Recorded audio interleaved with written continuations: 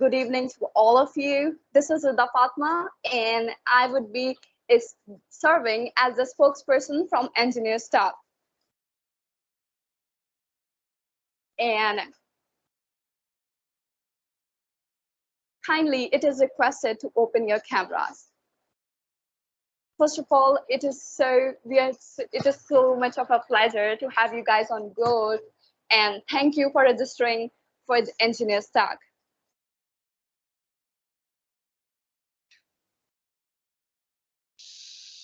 First of all, I would like to congratulate you guys. Why? Since you guys are here, that means you're eager to learn and grow. And they're exactly the traits of successful people. So I would like to congratulate you guys on the path towards your success. Hope all of you can hear me. Now, what exactly is Engineer Stack? As we know that the transition from student to professional life is most important and crucial part of one's career. And that's exactly where most of us face the lots of difficulties. So Engineer Stack is an initiative to bridge the gap between our student life and professional life. We aim to help you in navigating your career. In simple words, we are going to teach you the things that schools normally don't. So without wasting time, let's move on to today's topic, that is how to write a research paper. Research is something that we have been doing all our life, and we will be doing and have to do all our life. We have been doing research in the school, we have to do research in colleges, in universities. But when we go to the universities, no one exactly teaches us how to write and articulate our research. We have been doing research all of life, but no one exactly teaches us how exactly to write it down. So we, Engineer Talk, have bringing the expert who can exactly teach us what are the scientific methods and what are the ways you could follow to write your research paper as a student or even as a PhD or a doctorate. So now I would like to introduce and welcome our guest speaker, Ms. Aisha Iqbal. Assalamu alaikum, Ms. Aisha Iqbal. She has been the lecturer of engineering in Bradford. She is lecturer in engineering in Bradford College, which is one of the most important and famous education group in UK. She also has been the former lecturer in UMT, Pakistan. So now I would like to welcome Ms. Aisha as our guest speaker. Assalamu alaikum, Ms. Aisha. Walaikum assalam, Rida. Thank you very much for the introduction, and thank you very much for having me today over here on the platform of Engineer Talks, so that I can guide you about the research paper, how to write it, how to submit it, and what are the things which are important while writing a research paper, and what are important factors which are to be considered, and how to start with, and how to make your research a successful publication. Thank you so much, ma'am, that you took out your precious time to be with us and teach all of the students around the Pakistan. We would like to thank you, and now I would like you to proceed with your webinar. Thank you so much. Thank you very much, Rida. I would like to share my screen, and if someone could please confirm if they can see my screen and when it is shared, so that would be great. Just 1 second and I'll be putting my presentation on.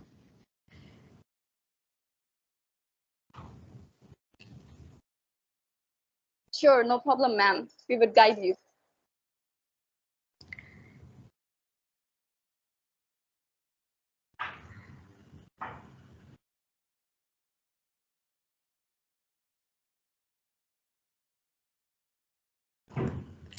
Can you guys see my presentation? Yes, ma'am. Yes, ma'am. We can. And now slideshow. It's on big screen. Yes, we can. Okay, that's right. Thank you very much. So I'll just write now. I will start about the presentation and about the whole methodology and process of research papers, and then at the end, if you guys have any questions, you can just like switch on your microphones to ask the questions at the end, or you can just put your questions through in the chat, and we will try our best to answer your questions. So today's presentation is just a guide to research papers. That is like there are no hard and fast rules, or there cannot be like fixed method, but the general procedure is basically the same. So obviously it depends on your topic, and it varies from one topic to another or one field to another, but the general procedure is basically the same. So I would like to throw some light on the general procedure and methods, and then we can you can ask your specific questions if you have any specific questions with respect to your field that are particularly related to your field, but otherwise I'm going to give you a general overview which will be sufficient for you to start writing an effective research paper. So let's just start. First, as Rida has already given an introduction, I possess a level 7 qualification in engineering, that is a master's in electrical engineering from University of Engineering and Technology, Lahore, and I'm currently serving as a course manager and lecturer in engineering at the Bedford College, UK. And I'm also pursuing level 5 diploma in education and training at the Bedford College Group. Previously, I've been teaching undergraduate electrical engineering students for almost 9 years at University of Management and Technology, Lahore. So besides teaching a number of theory and lab courses to engineering students, I have also supervised a number of final year projects. 2 of them were also published as research papers in international conferences. One of the projects which I supervised, it also won the National ICT R&D funding from Ministry of Information and Technology from Government of Pakistan. There are 3 conference papers which I have published till now, 3 journal papers, and 1 book chapter as well. So I attended conferences in Pakistan, presented my research papers. I also attended conferences in United Kingdom. For one of my research papers, I was awarded with a research travel grant by Higher Education Commission of Pakistan in order to go and present that paper in the UK.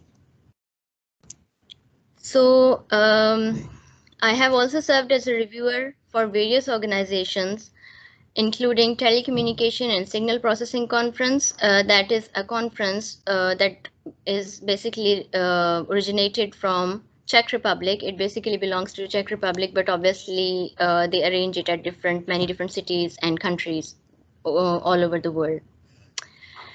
So Elsevier, which is a very high-end like platform where for publications and journals, then IEEE Communication Service and Tutorials, and Wiley as well. I've also served as a judge at engineering project competitions at many different universities, and I've also served as an external examiner for the evaluation of master's thesis. I've also served as a subject specialist to review the curriculum of Diploma in Associate Engineering on invitation of TEVTA, that is Technical Education and Vocational Training Authority. I am a member of Pakistan Engineering Council, and I am also a senior member of IEEE UK and Ireland section, and a number of other organizations, sub-committees of IEEE as well. For example, IEEE Communication Society, IEEE Vehicular Technology Society, IEEE Young Professionals, Women in Engineering, and many other different societies and communities inside IEEE. So I'm also like pioneering women in engineering, because here in UK there are very less number of females that are in engineering. So that's why I'm also a flag bearer of women engineering over here in UK, especially at the Bedford College Group and even throughout the UK as well. Before all this, before coming into engineering, I have also been achieving a number of distinctions and positions during my academic career, including a bronze medal for securing a position, third position at district level, that is Board of Intermediate and Secondary Education, Lahore. You are all familiar with that, which are RFSC pre-engineering intermediate exams. So I was a topper of Lahore board as well back in 2006. This is a brief overview of my research profile, where I have authored a book chapter that is titled as Obstacle Detection and Track Detection in Autonomous Cars, and it has been published as a part of Autonomous Vehicle and Smart Traffic book published by Intech Open, London. And there is a link, it is open access chapter. It is available online as well, and I have shared the link. And you can also, if you visit my LinkedIn profile, you can also find the link over there, and you can go and read the whole book chapter from there. It was published recently in September, but it has got 2 citations so far, and it has been downloaded 414 times. These are journal publications. First one was related to my master's thesis, and it is known as on the ergodic capacities of decode and forward MIMO relay network with simultaneous wireless information and power transfer. That was published in Transactions on Emerging Telecommunication Technologies. It is also available online. Then another paper which was about multi-agent techniques and technologies. It is a review paper. I will also tell you briefly about what different types of papers are present, which you can start writing with. Some paper types are easier to start with, so you can just that specific type of paper or that specific type of topic, you can use that to start with for your first research paper.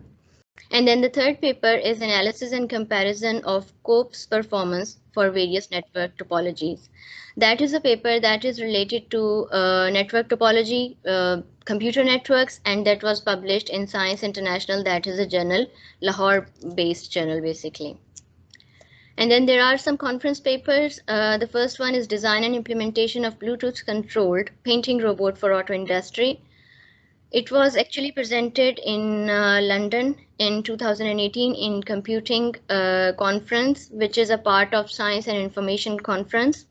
And then it was later published as a part of Intelligent Computing Journal in Springer. Then second paper, that is design of multifunctional autonomous car using ultrasonic and infrared sensors. That was presented by me in International Symposium on Wireless Systems and Networks in 2017. And it is published on IEEE. And then the third paper is comparison of orthogonal and non-orthogonal approaches for 5G cellular networks.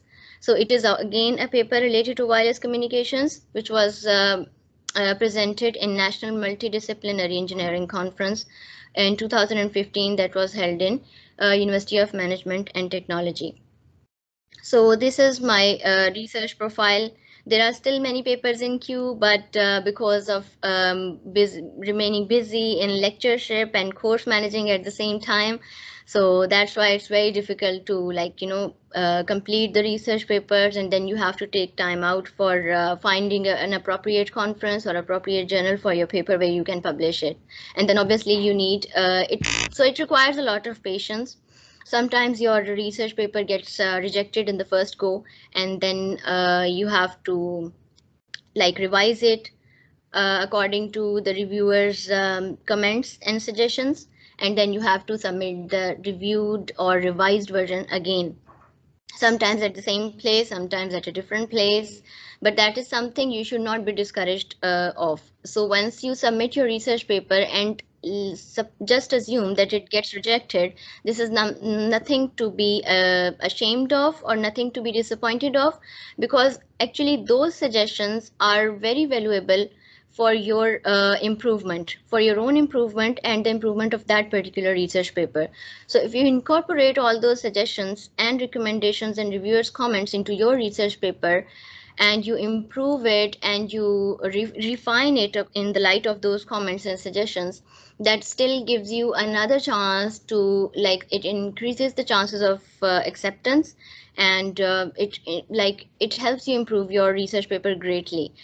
In fact, as researchers, we believe that getting your research paper rejected 1 or 2 times and then being accepted is in fact better than being accepted in the first go, because those suggestions or comments which your reviewers give to you for the improvement or refining of research paper are valuable, more valuable even than the original contribution, because they are the experts. So since I have been reviewing lots of research papers as well, so I will also tell you what are the things that actually the reviewers see in your research paper when they are deciding about accepting or rejecting when you submit your research paper to a specific conference or a journal.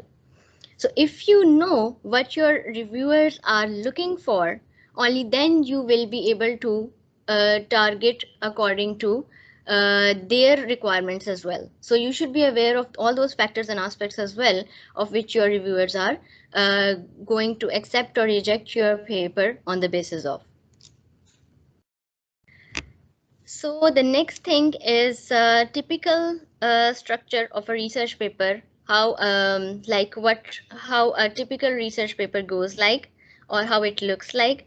Obviously, the more detailed sections, they depend on your particular topic or your particular area or research work, and you can put as many sections as you want to, but there are some main or journal or basic sections that remain the same in every research paper that are essential parts of a research paper. For example, the first part is abstract and introduction. One heading goes for abstract and another heading goes for introduction, and in fact there are some keywords as well that just come below the abstract. But when you are actually, the main sections of a research paper are sometimes governed by the specific conference or journal as well in which you are submitting your paper.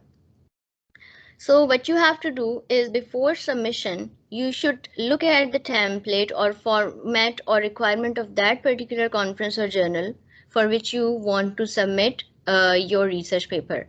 And then you should modify your transcript according to that. So abstract and introduction are the main parts or essential parts. The first thing that the reviewer is going to read is obviously your title and then your abstract. So your title should look very professional, very academic, very technical and scientific. Choose an appropriate title, and your abstract and title should go hand in hand. They should reflect each other very well. You cannot choose a title like that looks very attractive, but in your abstract you have written something like that's totally different. So you have to basically choose a title and you have to write abstract according to that and according to whole of your research work. What is abstract? It just gives the main idea of paper in around 250 to 500 words. Sometimes some journals or conferences specify the number of words. But sometimes they don't. So 8 to 10 lines, 250 to 500 words is the appropriate size for that. What do you write in an abstract? You need to state why the problem which you address is important. You should be able to state what is lacking in the current knowledge. That's why you are doing that specific research. And you also have to state the objectives or of your study or your research question. So obviously there is a problem or there is some gap in the current studies or current research, because you cannot just do like write a research paper on something that is already there. You are going to write a research paper on a problem that has not been covered by the previous researchers, or there is a gap, or there is a little part of some previous research on which you think you can work more. Or for example, if you have worked on your final year engineering project, and you can convert that into your on a research paper as well. Normally, what we do that when we, I'm very happy about that the latest trend in Pakistan is that when people do their master's thesis, they normally write a research paper out of that. And that is a very good trend, which actually, because they are doing something new, because they are doing a research in their thesis. So it's very good to convert that in the form of a research paper as well and to publish that, because it creates, it gives them a sense of like research, and it creates the motivation in them to continue research in their like further education or further studies or further fields as well. So only if, like research is not, before previously it was thought that research is only for some specific people, maybe who are teaching universities or who are doing PhD, or who just want to like, when you are going to, some people used it for their promotion because there is like requirement, specific requirement by Higher Education Commission. Then you have to get promoted from assistant professor to associate professor, and then from associate professor to full professor, or some any other types of promotions, government scale promotions or whatever. So some people used, wanted to write research papers only for that purpose. That was the old concept.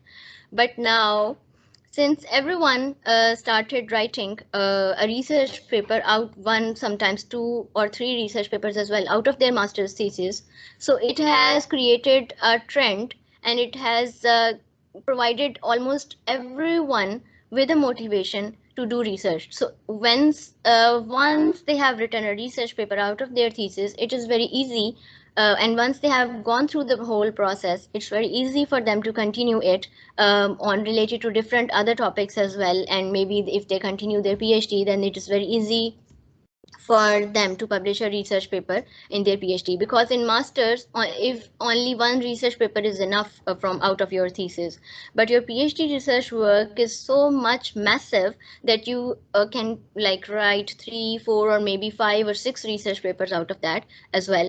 And in fact, it is a requirement, as it is a mandatory or essential requirement, that you have to publish a few research papers. It varies from university to university, but while you are doing PhD, before you can submit your thesis, you have to publish certain number of research papers.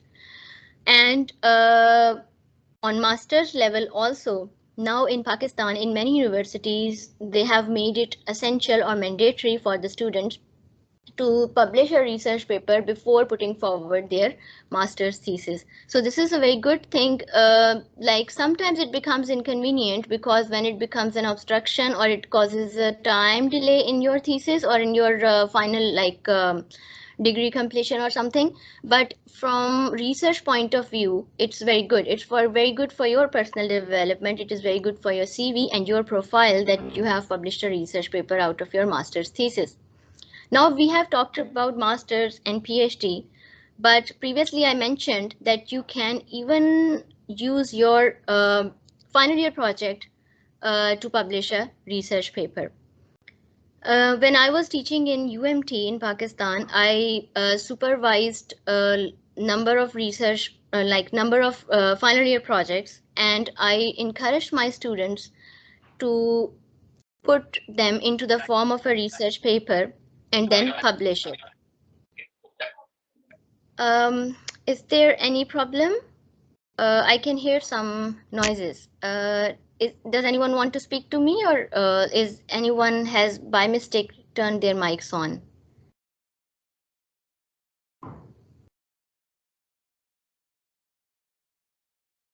It is requested to all of you to mute yourself. Please kindly mute your microphones.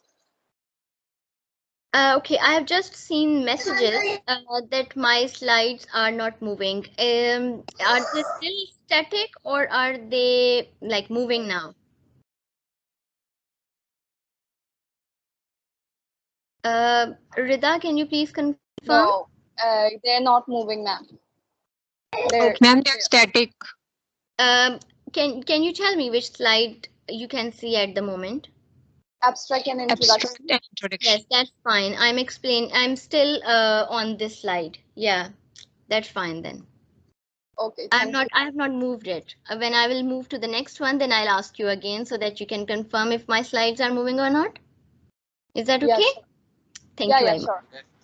much. So basically, I was explaining that some of the projects which I supervised, then I encouraged my students to write them in the form of a research paper because they were something new on which they could work on as a research article. So there were some circuits which they developed by themselves, and it was like something new. That research paper was that research project, that final year project, was not something that was normally done by the students like in any other university or somewhere else. So I encouraged them to put that into the form of a research paper, and then we published them. One of the research papers which I showed you earlier, one of my research papers, that is this conference paper. I'm back to my conference paper slides. Can you see that? Yes, ma'am. Okay. I'm on again back on my research profile on conference papers. Okay, that's good. It means it's the slides are now working. So if you see the second paper, that is design of multifunctional autonomous car using ultrasonic and infrared sensors. That is actually our final year project that my students, whose names are also mentioned here in the title, like in the authors of this research paper, we actually built that autonomous car model in our lab as a part of their final year project, and then we converted it into a research paper, which was accepted in the International Symposium on Wireless Systems and Networks, and then it was published on IEEE as well. It is still present on IEEE. If you follow this link, which is given over here, it will take you to IEEE where the paper is present online. And later, on the basis of this conference paper, I was invited to write this book chapter by Intech Open. So upon invitation from Intech Open, I authored this book chapter. So can you just imagine where a project which initially started as just a final year engineering project, it took the shape of a research paper, was accepted and presented in a conference, was published on IEEE, and it ended up as a book chapter. So this is how like where things can go if you take them to the right direction or you put some effort into this. As Rida mentioned earlier when she was introducing us to the webinar, then she mentioned that there is like normally no one will guide you. Like no one is going to tell you how you can convert your a simple idea into a research paper, or how you can convert your final year project into a research paper. So that's why you because there is a lack of guidance. So that's why so many students who are very bright and who have very like scientific and technical approach towards ideas, and they have like when you talk to so many students, even over here as well, when I talk to the students, they have some really brilliant ideas. But if there is no one present who can guide them how to convert that into an effective research paper, or how they can like make their idea like turn it into a reality, so that is then become obviously it like disappears, it goes away, it is of no use. So the thing is that it basically is something which starts with an idea. You can convert it into your research paper, which is then giving you a benefit in terms of like improving your CV and your profile. And obviously if you have like some research paper in your profile, it gives like if you want to get admission in a foreign university, it will be like very beneficial, and it will benefit you a lot, because if a professor will see that okay, you have published your research paper in a conference or a journal, it is a great chance that they will like you to get an admission in their university under their supervision, whether it's for masters or PhD or whatever. So it goes a long way. It is like it benefits you in so many ways. For example, it was just like a final year engineering project. We converted it into a research paper and it ended up as a book chapter. So it is like it is, and I'm still receiving invitations from the same publishers as well as and many other publishers to like continue working on the same topic. And there is another paper which is I have again moved back to my conference paper slide. The first paper, which is design and implementation of Bluetooth controlled painting robot for auto industry, that paper, it was also our final year project, and these are the names of the students who are my co-authors as well for this research paper. And we actually built this in our lab in UMT, and then I just put it in the form of a research paper. I converted it into a research paper because it was something innovative. They put their own ideas into it. They came across many problems when they were building this project. They changed the circuits, they improved things, they improvised things. So that's why it was something like totally new and different. So I just put it into the form of a research paper. I submitted it into the Computing Conference 2018 and it was accepted. Then I was awarded with a research travel grant by Higher Education Commission of Pakistan in order to come, because I was teaching at that time in UMT, in order to come to all the way to London to present this paper. I presented this paper over here in London, and then later it was published in Springer. And Springer is also a very high-end research platform which has so many different journals and books, and it is a very big organization and platform. So places like these, you can, like, your simple final year project reached up to a place just like Springer. So I am now back to my abstract and introduction slide. So this was the first section of the research paper which I was telling you about.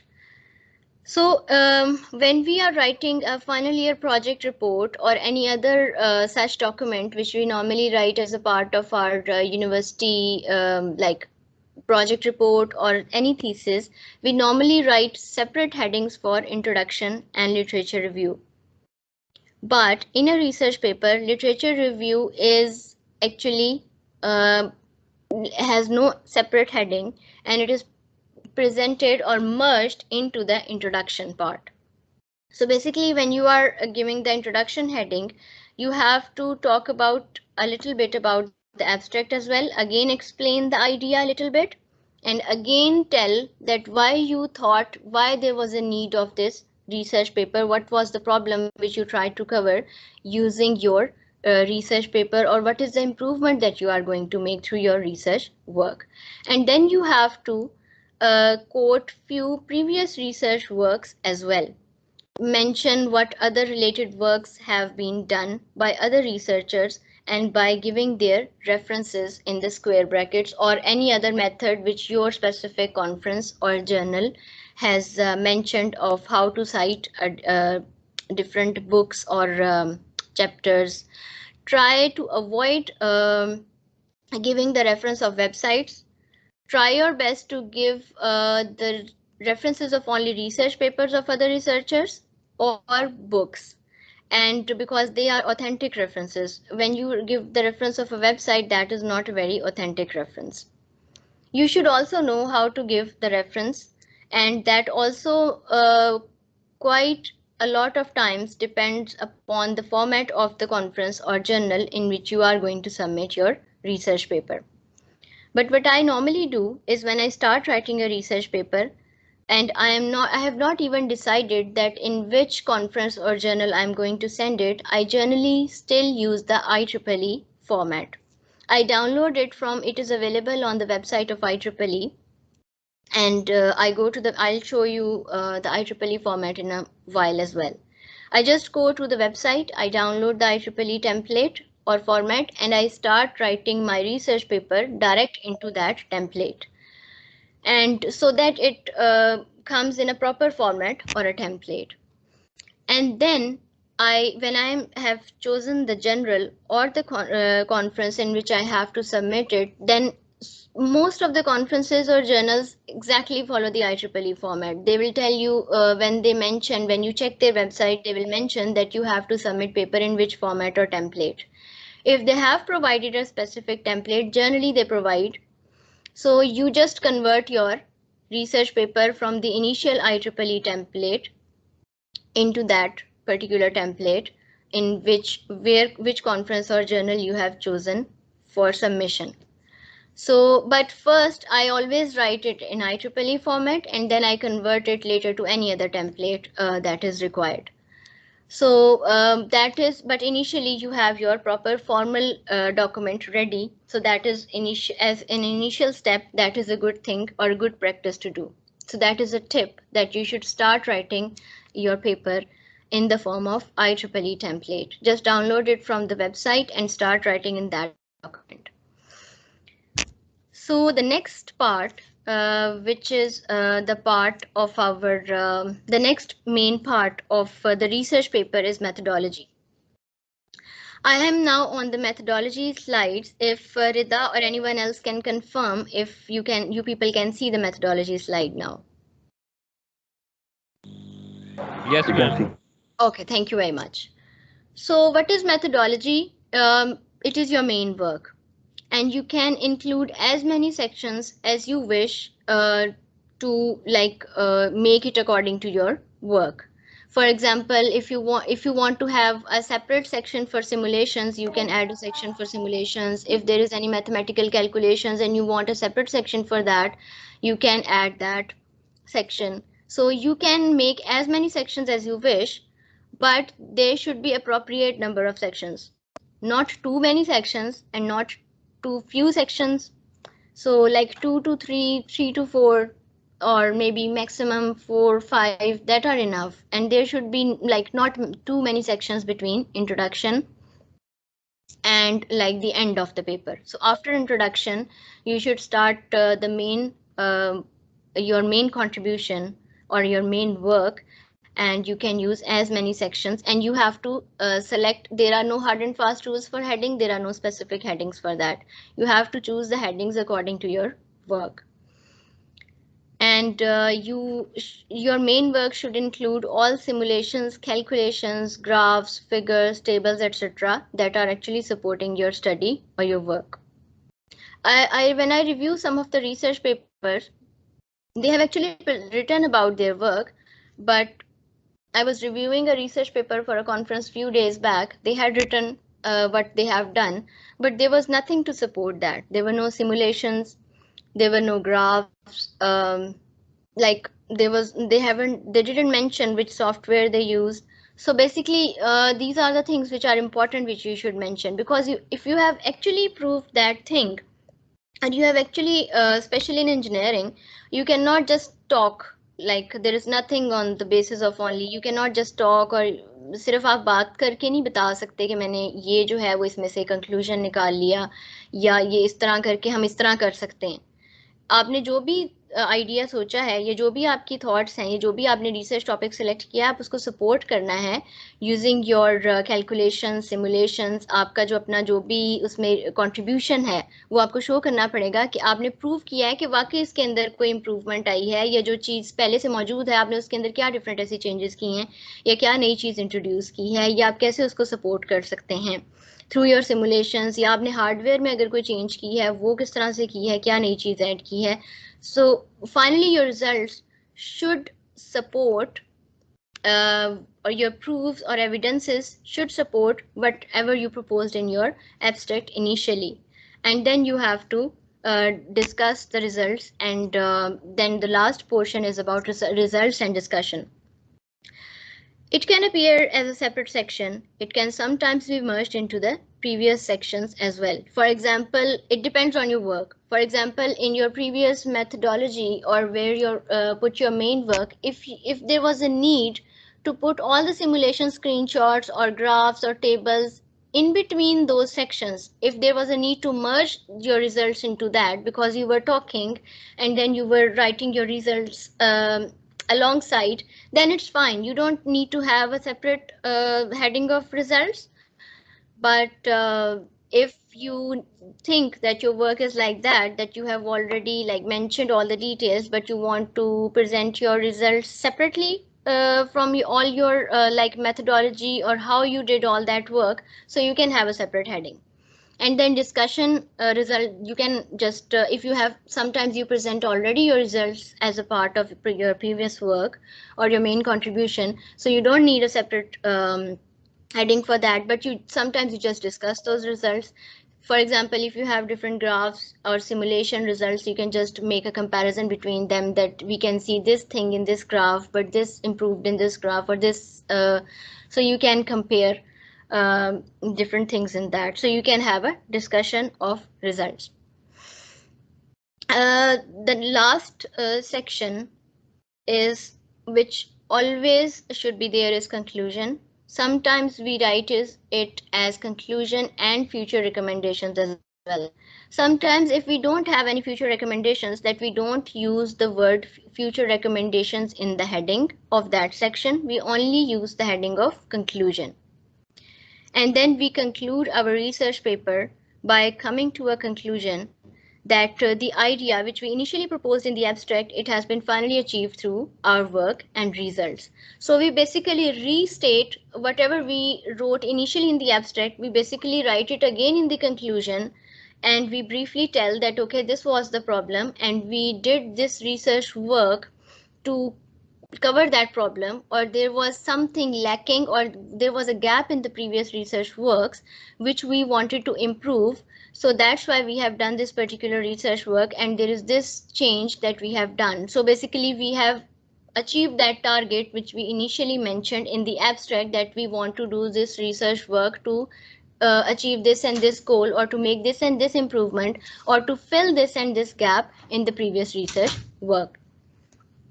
You can also recommend any further additions and improvements. That is basically a part of the future recommendations which I just mentioned.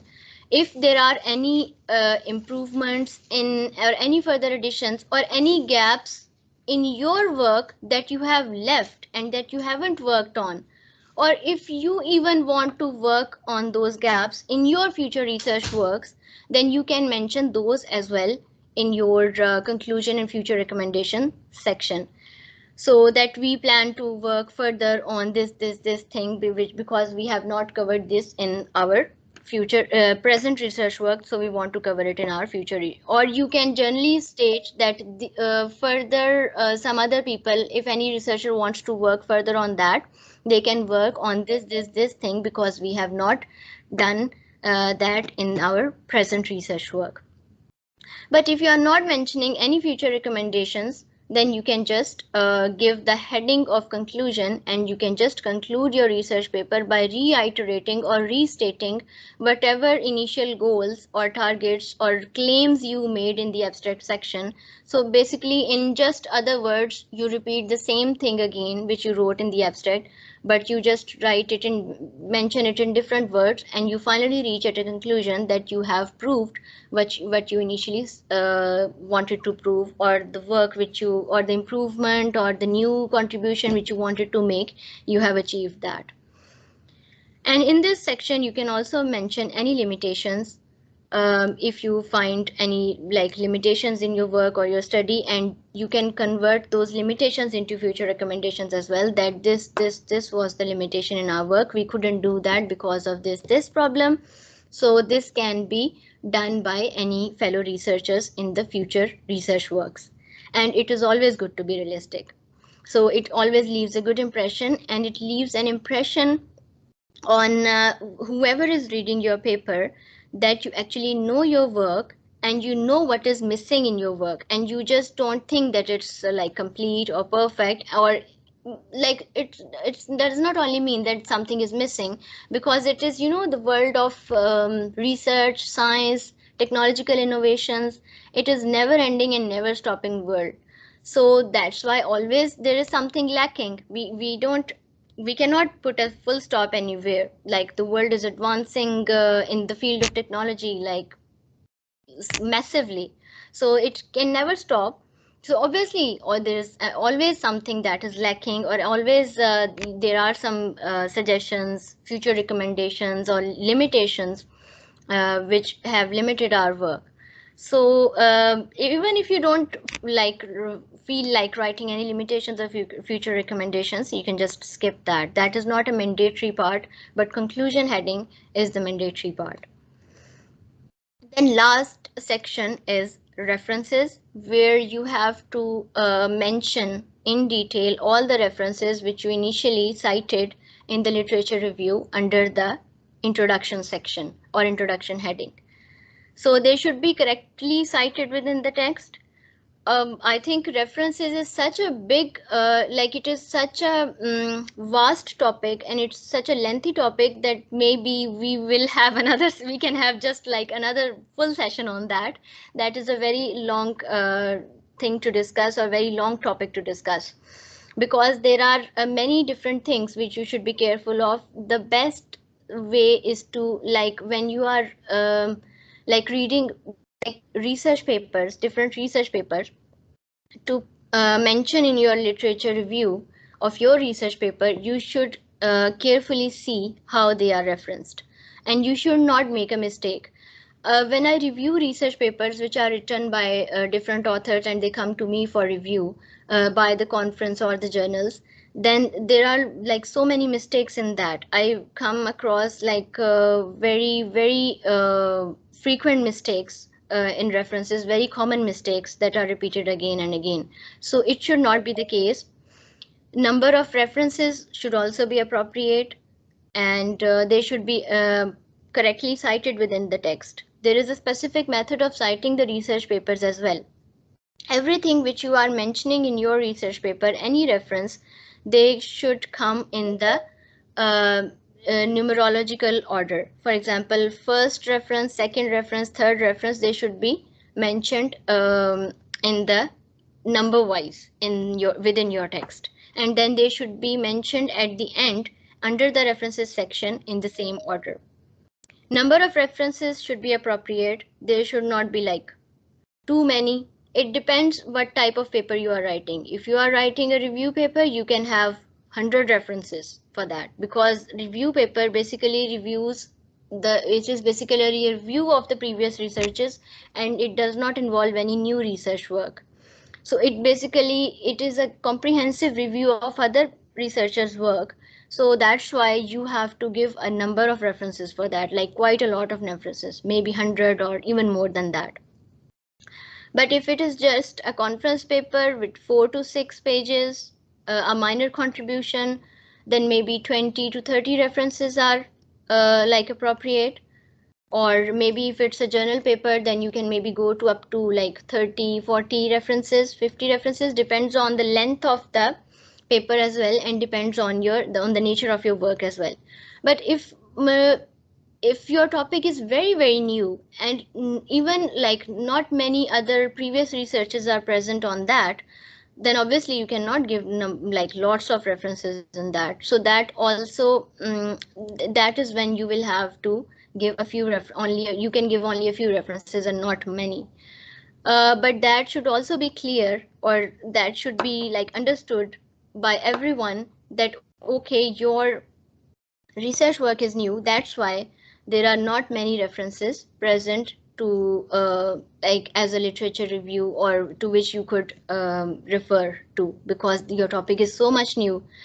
So, but it should be very clear for the reviewer as well that your topic is so new, that's why you don't have too many references. But if some topic is very popular, and most of the research work has already been so much research work has already been done on that, then obviously you need to write appropriate number of references. You cannot say to the reviewer that, sorry, this research topic is very new, so I don't have many references to write in, because he already knows that all work has been done on that.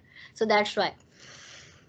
And format of references should also be carefully followed and checked. Normally, when a conference or a journal, they provide you with a template for the research paper, they provide you with a specific format for how to write the references as well. So you should follow, or you should comply with that template, and you should write your the references of all your literature review or whatever research papers or books you have cited in your research work. You have to write the format or template of that reference carefully according to the template. If you do not follow the template or format properly, they can just straight away reject your paper. So this is the final part of the research paper. So these are the main parts or the main headings which are normally present in a research paper. Now the next thing is format or template of research paper. I mentioned earlier about the IEEE format that my practice is that I usually start writing in the IEEE format, and then when I choose a certain conference or a journal in which I want to publish that paper, then I convert my paper from IEEE template to that template. But it is still good to have a professional look of your paper already ready in some particular template or format. So this is a tip for you people that you can also follow the same practice, just start in the IEEE template and then convert it later to any other template, whichever you are required to follow. So I have put the screenshots of this IEEE format. The link is present over here.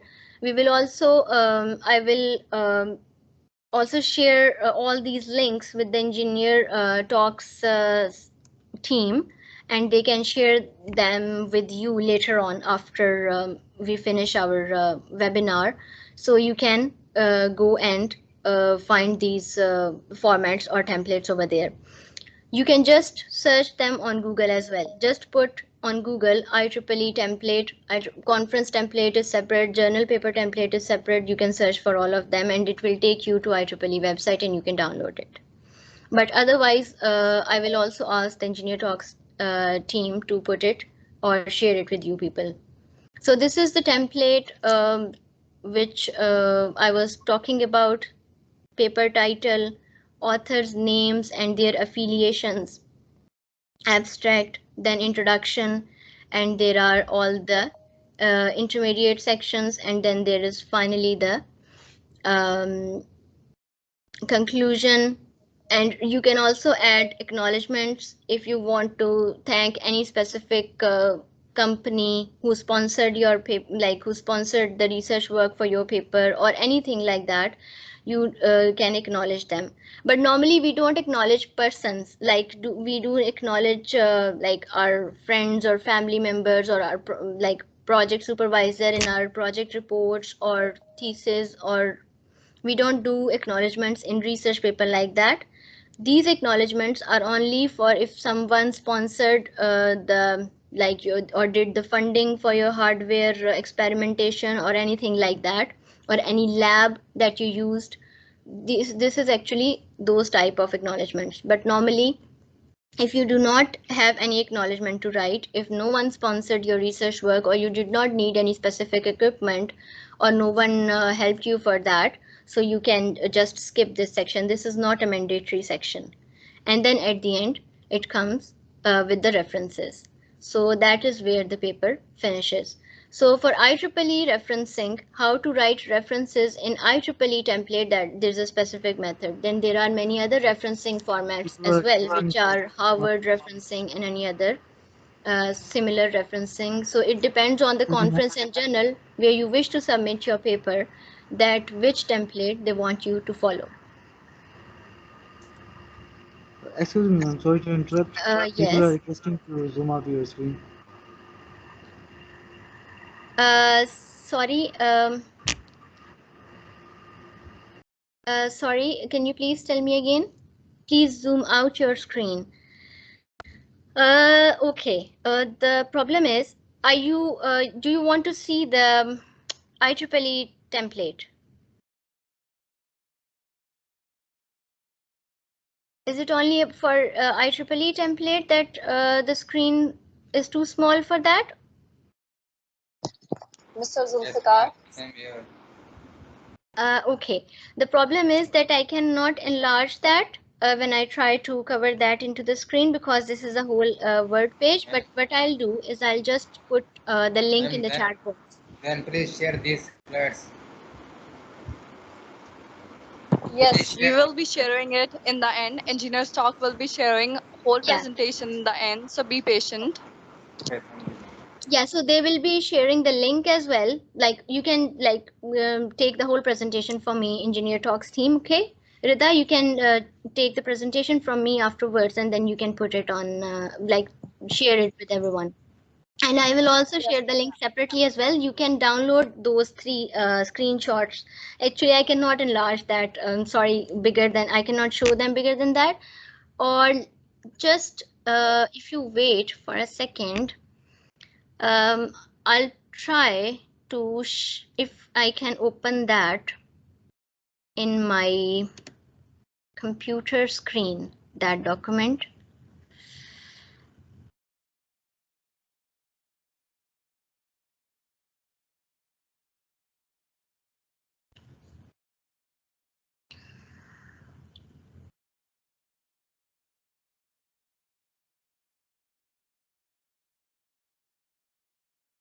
Now can you people see the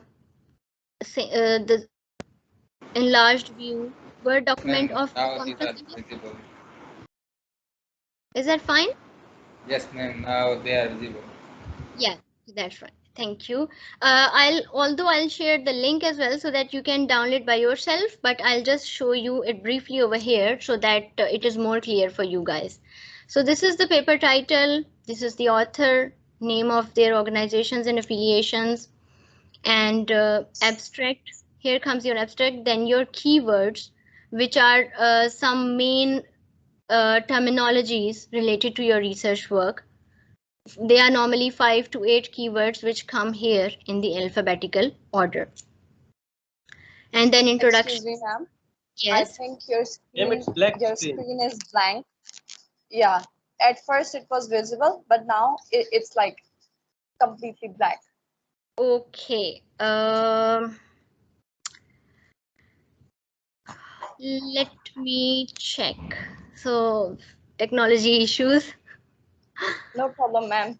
Keep your time. Take your time. It's okay.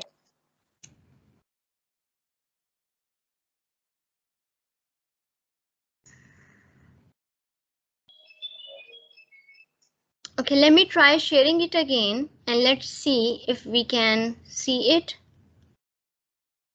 Now can you see the introduction, heading, and ease Yes, of? ma'am. Okay, that's great. Yes. So introduction was the first heading, and then ease of, these are basically actually the IEEE template. They have written it in such a way that it is actually, if you read it, they are actually guiding you how to write the research paper, how are different font styles that you should use.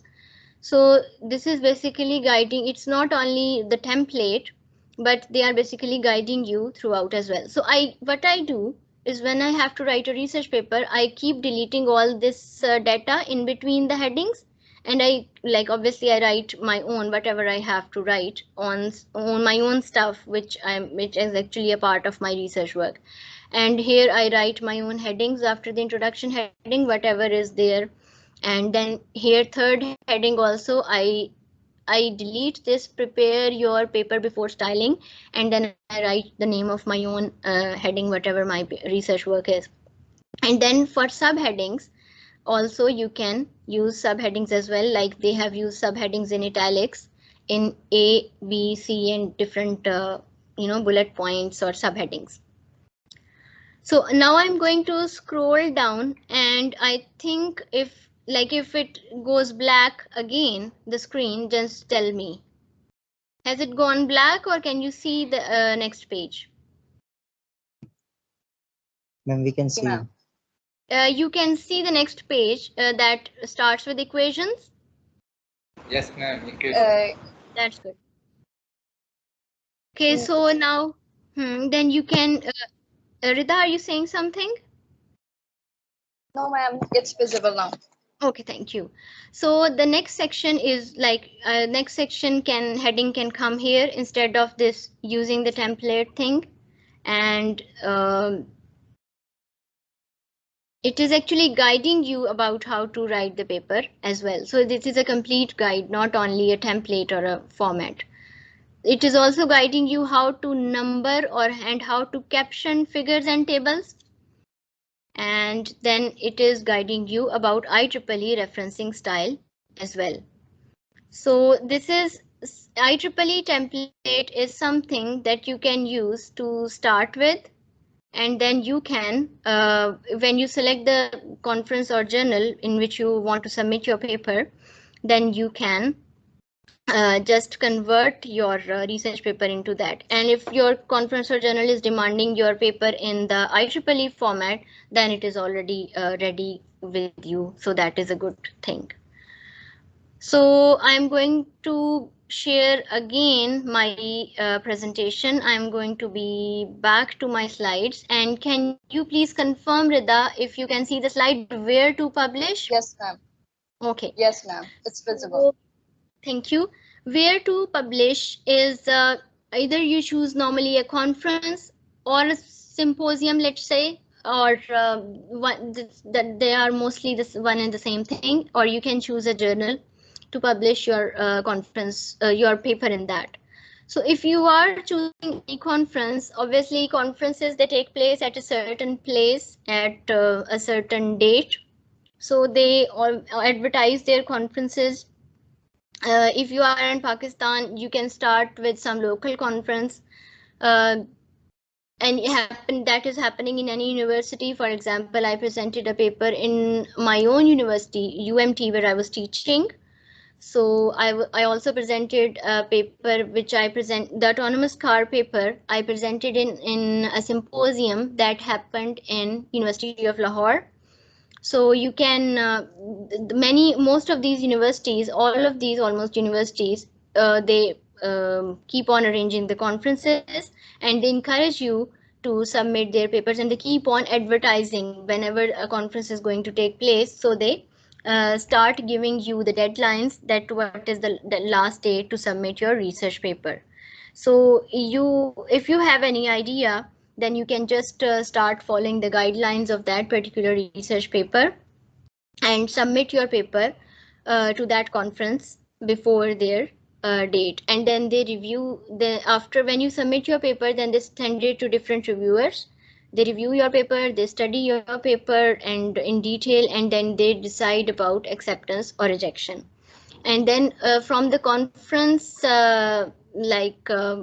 chairs or the managers, whoever are arranging that conference, they send you an email telling you about the decision about your paper. So as I mentioned earlier, that if sometimes they ask you, they straightforwardly reject it, and sometimes they ask you to do some minor revisions, sometimes they ask you to do some major revisions. So if they reject your paper, still they will give you some feedback about why they rejected your paper. So you should not get disheartened by that. You should try to incorporate all those suggestions and comments in your research work, refine it and revise it in light of those comments, and then try to submit it at any other place. And if they accept it with minor revisions or major revisions, you can just do those revisions and send them the same paper again. And then they ask you again for the final copy of the paper as well. Initially they ask for just a rough template, which should be according to actually their template, but initially they ask you for a initial copy of your paper, but then finally they ask you for a camera ready version of your paper. What is camera ready version? That is the final paper, how you want your paper to look like. So if there are any little bit grammatical mistakes or any formatting or any mistakes like that, you should fix that, because that is how your paper is going to be published, if it is going to be online, or if they are going to be published as a part of any abstract book or any proceedings, any conference proceedings. So your paper should for the final look of your paper, or the final camera ready copy of your paper, they ask you for that, and finally the conference takes place. And it's mandatory for you to present your even if a paper is accepted in a conference, but if you don't present it, it does not count. So you have to present it. So make sure when you submit your paper in a conference that one or any of the authors is actually able to present that paper on that particular date, on that particular location where the conference is going to take place. For journal, your research work should be very high level, because for a conference, just like we published our student projects as research papers, we initially went for conferences. We submitted in the conferences. No, we didn't go for journals. For journal, your research work should be very high-ended, and normally a very major contribution can become a part of a journal paper. For example, master's thesis can be converted into a journal paper. PhD, obviously, it can be converted into a journal paper, but normally for like at BSc level, for final year student projects, like I recommended my students to go for conference paper or symposium. There is not only papers that you can present. Sometimes you can present your research work in the form of a poster presentation as well. So sometimes the conference, the conference committees or those people who are arranging the conferences, sometimes they recommend you to present your work instead of a paper. They ask you to present it or as a PowerPoint presentation or a PowerPoint slide in the conference. They ask you to present it in the form of a poster presentation. So then what you do, you just prepare a poster. They also specify, they tell you the size, they tell you everything related to that, and you just exhibit at the time of the conference. And so people come and they will just visit all the posters around there. And if the conference asks you to present your paper in the form of a PowerPoint presentation in the conference, then you have to prepare a PowerPoint presentation and you present it in the form in front of all the conference attendees. And there are questions and answers as well, so you should be well prepared before you present your paper, so that you are able to answer everything about your research work. And if you go for a journal paper, then if you want to choose a specific journal for your publication, then you need to visit the websites. You need to search on Google, and you need to visit the websites of different journals. And journals, for journal, you can submit normally your research paper at any time, because throughout the year, because there is no specific date for that, because they normally keep on issuing whenever they will do the next issue. Whenever they will release it, they will include your research paper into that if it is accepted. So journals are also sometimes there are not very good journals. So you should be very careful about that. You should not waste your research, your precious research work and your hard work into a very a journal or a conference that is not good. You should be checking the authenticity of conferences and journals as well.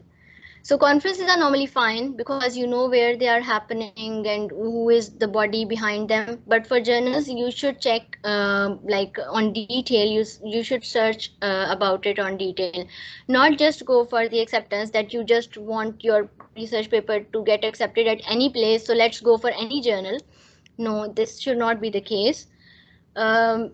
You should not waste your work on any such type of a journal which is not going to benefit you when it will come in your CV or profile. If I talk about that more, it will take much longer time. So about conferences and journals, we can have another session in future if any arrangement of another session can be made. So we can have another session about more detail about journals, then impact factor, and there are lots of different many other, because it's a very whole world or a very vast field. Last thing which I want to tell you people, as a reviewer, now I'm talking as a reviewer, not a researcher. So what reviewers actually check in your paper? First thing, is your topic or idea appropriate? Is it worth researching? Is it really worthy to be written in the form of a research paper? Or is your paper technically sound and strong enough to be considered for publication?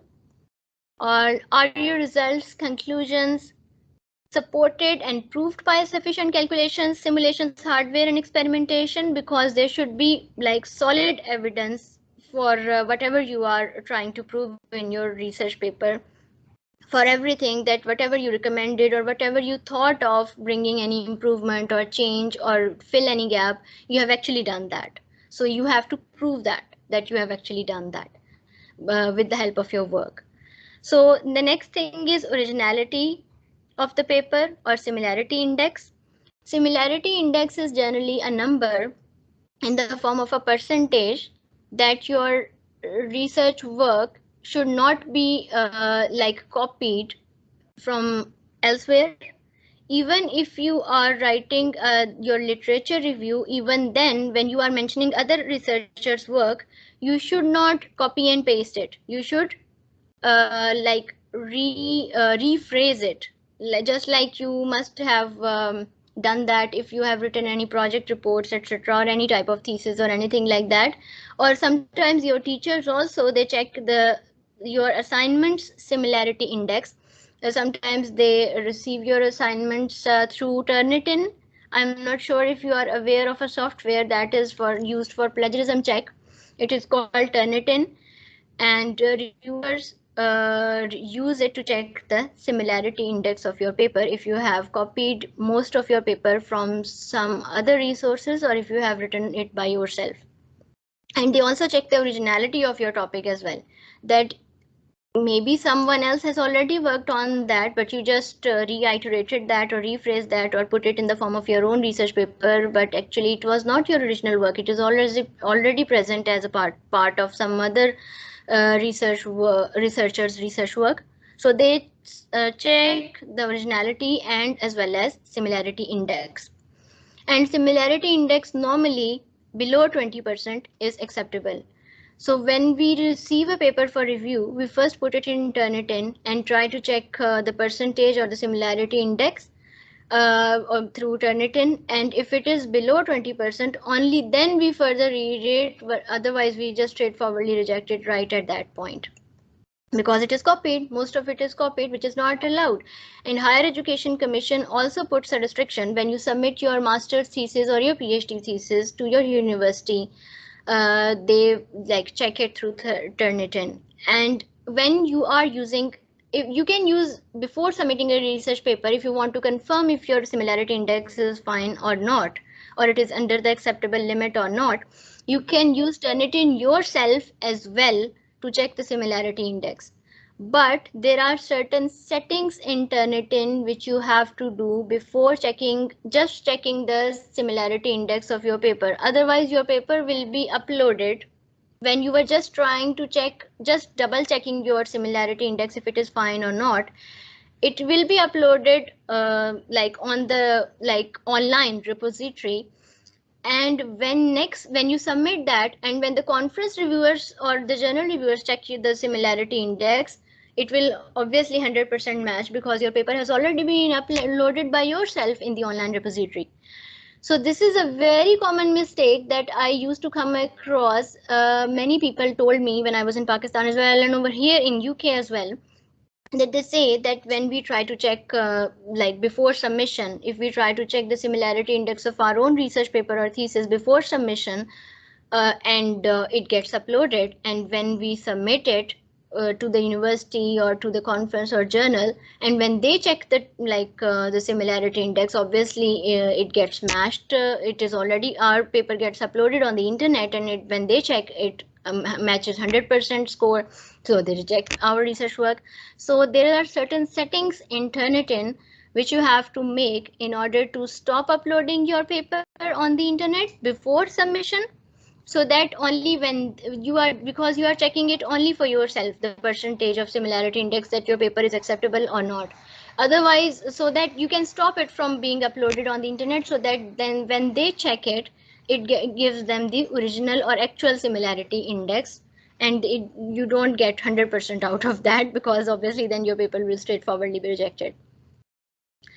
Reviewers also check, have you correctly referenced the papers? References are correctly cited within the paper, or format is correct, template is correct or not, paper length is appropriate or not, because they normally mention the length.